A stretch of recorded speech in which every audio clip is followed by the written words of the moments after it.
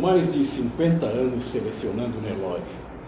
Quando você começou, a raça mal estava sentindo os primeiros impactos aí das importações então recentes de sangue de animais da Índia, né? De lá para cá, o que mudou no Nelore? O que melhorou, o que não, nem tanto? Bom, na época que eu comecei, o Nelore era, assim, em importância, a terceira raça, Zebu, né? Tinha Gir e Indo-Brasil, o Nelore tinha menos do que Indo-Brasil que o Gir. Então, primeiro foi que o Nelore, em poucos anos, tomou conta do... Talvez estava abrindo também os projetos Sudã, Sudene, Amazônia, então, mas o Nelore ultrapassou o Guzerá, o do Brasil, o Gir, longe. E o que eu acho que o Nelore, como todas as outras raças, tem melhorado muito, tem se usado de muitas tecnologias de inseminação, transferências e mesmo essa parte de melhoramento genético mais melhorou demais, né? Em produtividade, em conformação também. Hoje é um animal e tomou conta total, né? Pelas qualidades que ele tinha, ele suplantou todas as outras, e eu acho que hoje, não sei, 70%, não sei quanto do gado do Brasil tem sangue Nelore, né? Se não é Nelore, é Braford, ou Brangus, ou qualquer coisa assim, mas tem metade é Nelore. Então, mas como você disse, quer dizer, quando você começou, o Nelore nem era a principal entre as raças zebuínas, teve todo esse impacto. Por que as outras raças zebuínas não se expandiram, se elas também têm suas características de rusticidade? Eu acho que o Nelore, e é isso que eu acho que continuo achando e teimando um pouquinho, o Nelore tomou conta por algumas características que eram particulares do Nelore, que fizeram dele a raça principal. Ele nunca foi o mais pesado. O do Brasil pesava mais. Ele nunca foi o mais leiteiro. O Gir dava mais leite, sempre dava mais leite. Ele não era mais fértil que o Guzerá, não era menos nem mais. Ele tomou conta de tudo, ele passou os outros, porque o bezerro nascia muito pequeno, mas com um vigor enorme. Em poucos minutos ele estava mamando, as vacas tinham tetas pequenas, mas davam leite bastante suficiente, desmamavam um bezerro de bom tamanho, saudável. A rusticidade e principalmente essas características. Tinha alguns problemas que foram, eu acho, melhorados. Algumas linhagens que formaram a raça tinham umbigos muito grandes, mas foi melhorado. A parte de conformação,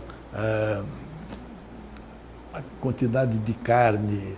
Hoje o Nelore tem umas carcaças de um animal de corte. Agora, você falou dessas qualidades, essas virtudes todas que levaram o Nelore ao ganhar esse espaço todo. Algumas delas estariam se perdendo hoje?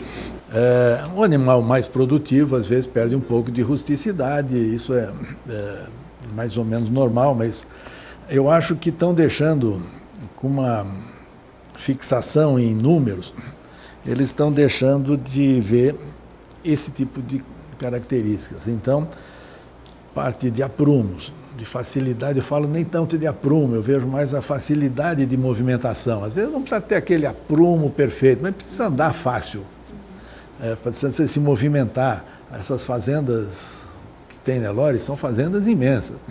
Às vezes são pastos do tamanho da minha fazenda, e que o animal precisa ir atrás da vaca. Então ele precisa ter aprumos bons, precisa ter um umbigo pequeno, porque senão dá umbigueira, ele não cobre. E aqueles umbigos pendulares que vão batendo em galho, em cupim, em espinho, machuca. Existe uma relação, uma correlação meio grande de peso, de muito peso, com o peso do bezerro ao nascer também. Aí começa a ter alguns problemas de parto. Em nenhuma raça animal selvagem existe distócia ou problema de parto. O que não nasce morre, o que nasce fraco morre. Na fazenda a gente começa, puxa um bezerro, ajuda o outro a mamar, faz uma coisa dessa ou outra, ele vai perdendo essas características com o tempo, que são importantíssimas, principalmente nessas áreas enormes. Para você controlar hoje isso na fazenda, você usa linhagens que deem um peso mais baixo no nascimento, é isso? E faz todo esse manejo, todo esse cuidado quando o animal nasce, de controlar peso? Nós sempre pesamos, desde que eu comecei a criar, desde o primeiro bezerro a gente pesa. Isso não é uma coisa obrigatória. Você chega na NCP ou na BCZ, não é obrigatório informar o peso. Quando você não informa, eles parece que chutam lá 30 quilos. Bota uma média, né? Bota uma média. Mas eles não sabem quanto é, porque eles não pesam, você não é obrigado. Então ninguém manda. Principalmente aqueles que, se nascer um bezerro de 50 quilos, não manda. Eu sempre pesei.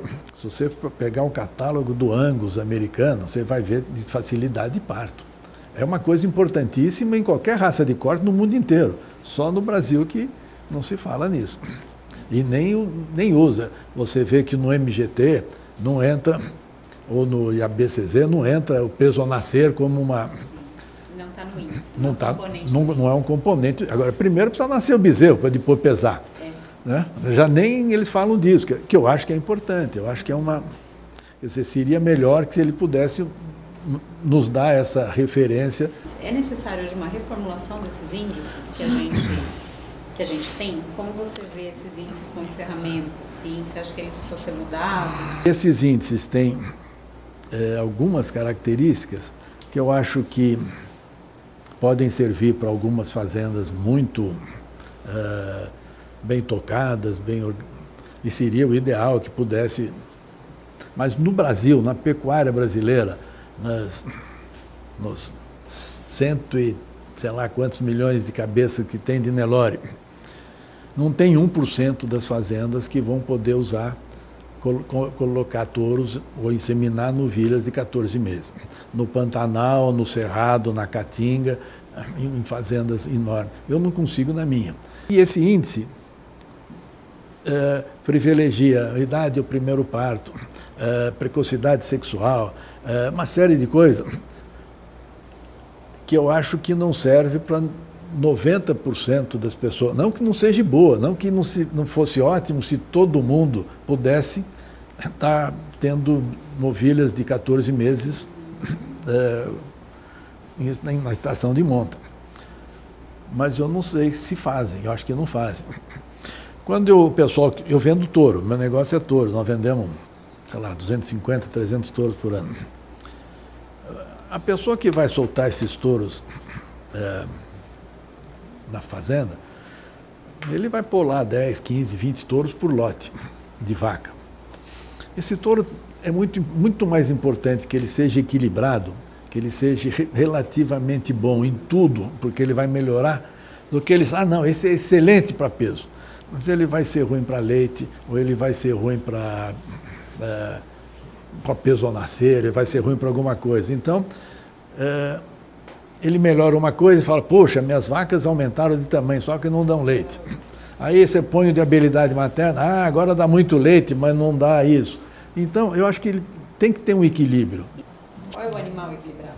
Bom, na minha... o que eu acho que o animal tem que...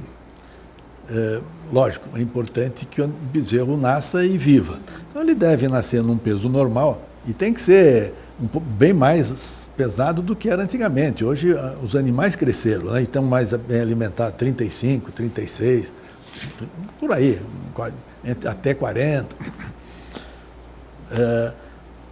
Vigoroso, com muito vigor, que possa levantar meia hora depois, estar mamando o colosso na vaca, com teta pequena, com leite suficiente, desmame pesado. E depois tem um crescimento grande no pós-desmama. E você parece que faz algo parecido no seu catálogo de leilão de touros, né?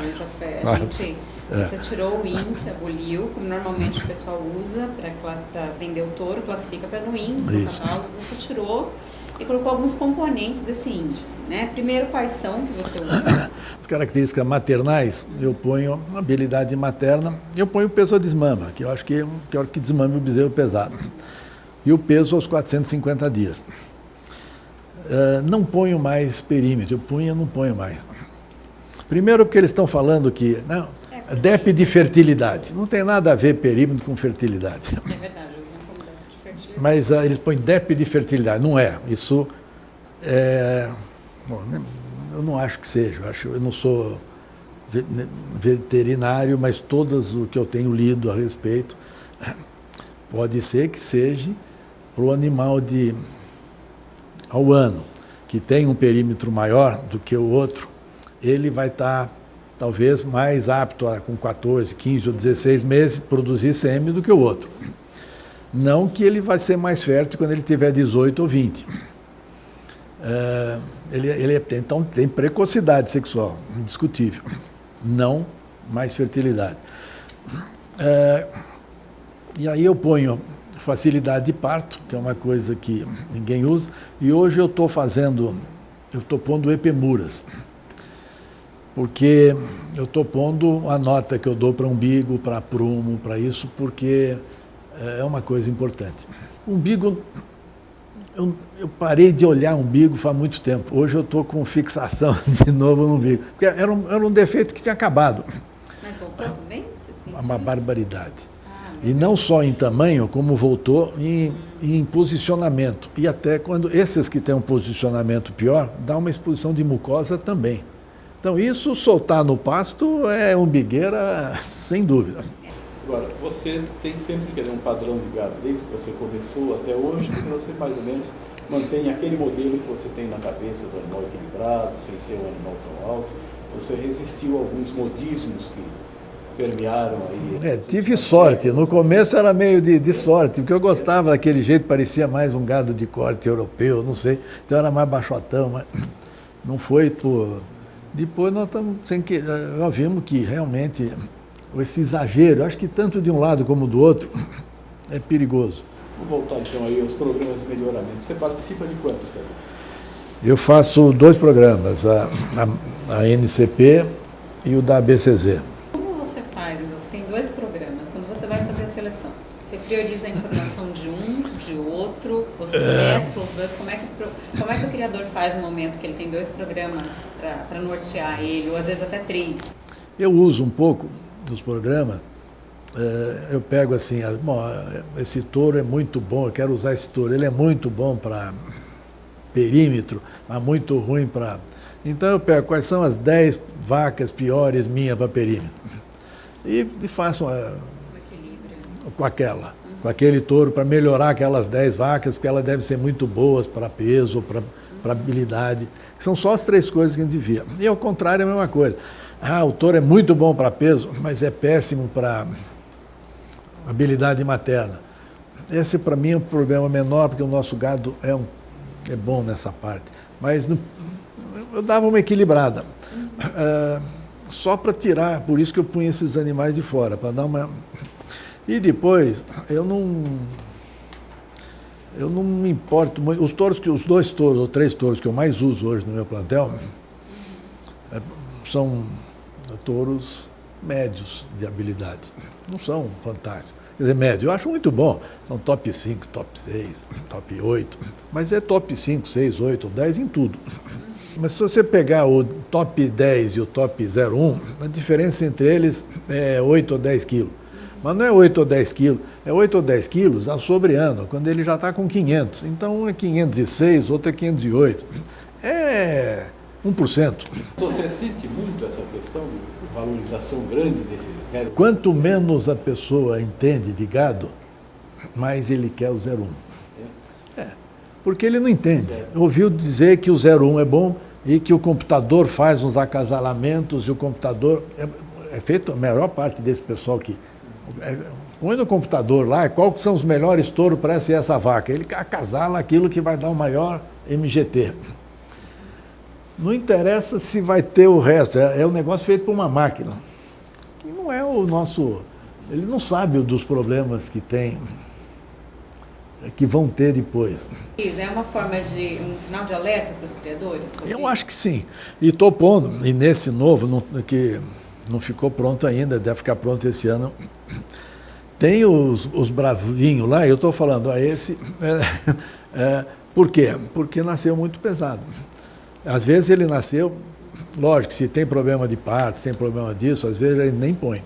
Mas são animais que nasceram com... Mas, quer dizer, nasceu sem ajuda, nasceu... Então, estou vendendo. Agora, não ponho, e estou falando, e vai ser falado lá, não ponho em novilhas de primeira cria, não ponho até em primípara, se for no cerrado e tal, que ele ainda vai estar pequeno, que eu acho que pode dar problema, porque a quantidade é muito grande, viu? Depois eu vou mostrar para vocês a quantidade. E nos 50 maiores touros, 72% é entre 80% e 100%.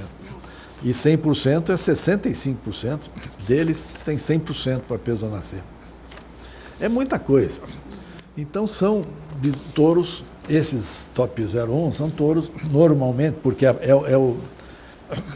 coisa que mais importa é o peso, então nos top 01 são todos muito bons para peso, né?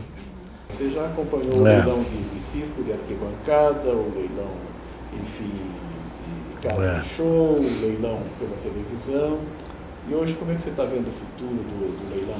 Você já tem usado a internet? Também? Vai ser, eu acho que o futuro deve ser a internet, né? Sem dúvida. Hoje ainda está engatinhando, mas vai ser. E é uma facilidade, é uma ferramenta. Fulano que está no meio do Pantanal, está no meio lá em 500 quilômetros de Cuiabá, numa estrada difícil de sair, ele poder entrar na televisão ou no computador e ver todas as informações que ele precisa mais ou menos para comprar. Ver o touro meio correndo, mas ver. Mas com filiação, peso, algumas avaliações, algumas... E que a gente coloca lá, quer dizer, lógico, a gente tem um custo, mas umas vantagens de frete para algumas rotas, alguma coisa. Ele sem sair da fazenda, o animal chega lá. Para o promotor, o leilão virtual é uma boa opção? Aí você está falando de quem vai até o leilão comprar. E para quem vende pelo leilão virtual, não, pelo leilão online, pela internet, né? Eu acho que para mim é indispensável. É muito caro, cada vez eu acho mais caro. Nós fazemos isso na fazenda, que é para levar o pessoal, mostrar um pouco o gado, os touros nossos e tal. Mas o buffet, a montagem da tendas, a promoção, o mais barato é o DBO, que a gente faz anúncio lá, aí não tem problema.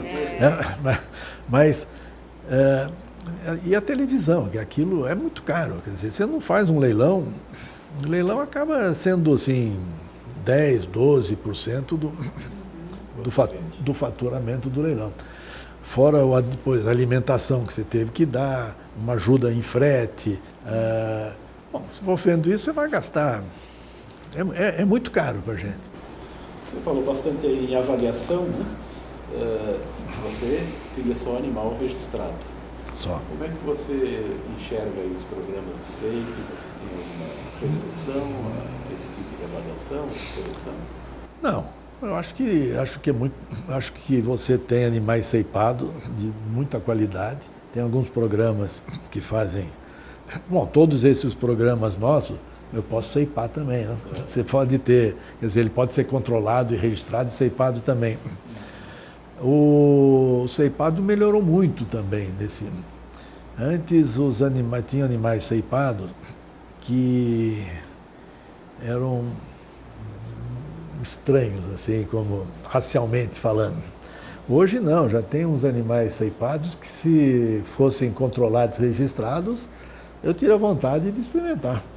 Tem uma carcaça muito bonita, são muito produtivos, eles melhoraram muito também. Como você avalia o papel das centrais como disseminadoras de genética?